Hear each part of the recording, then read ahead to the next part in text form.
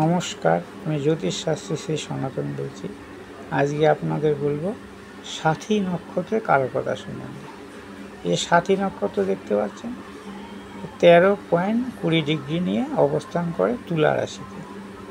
এর নক্ষত্রের যে সাথী নক্ষত্রের অধিপতি হচ্ছে রাহু এবং তুলা রাশির অধিপতি হচ্ছে শুক্র। এই সাথী নক্ষত্রে যদি কেউ জন্মগ্রহণ করে তাহলে তাদের জীবন কেমন হবে বা কর্ম কেমন হবে, কি রোগ হবে, এইসব সম্বন্ধেই জানতে গেলে এই কারকতা আপনাদের অবশ্যই জানতে হবে। সাথী নক্ষত্রে যারা জন্মগ্রহণ করে তাদের দেবগণ, তাদের কি হয় না দেবগণ, এদের বর্ণ হচ্ছে বৈশ্যবর্ণ, মতান্তরে শূদ্রবর্ণ। এই নক্ষত্র প্রতীক চিহ্ন হচ্ছে কিশলয়, দেবতা হচ্ছে পান।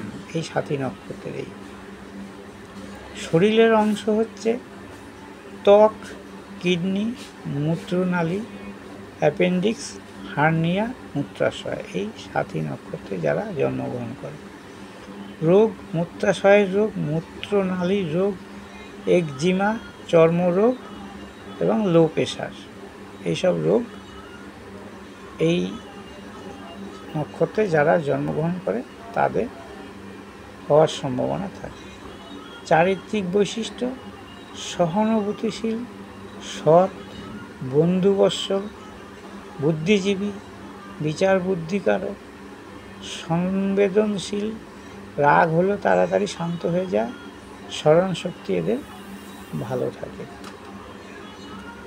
বৃত্তি বা কর্ম: নকল করা, মোবাইল, অটোমোবাইল, পরিবহন, ট্যুরিস্ট, সঙ্গীত, নাটক, সাজসজ্জা প্রদর্শন, বিজ্ঞানী, বিচারক, মহিলাদের পোশাক প্রসাধন, চর্মদ্রব্য ইত্যাদি কর্মে এই নক্ষত্রে যারা জন্মগ্রহণ করে তারা যুক্ত থাকলে তাদের সাফল্য তাড়াতাড়ি আসে। এই নক্ষত্রে যদি শুভ গ্রহ, এই সাথী নক্ষত্রে যদি শুভ গ্রহ অবস্থান করে তাহলে শুভ ফল দেবে, অশুভ গ্রহ অবস্থান করলে অশুভ ফল দেবে।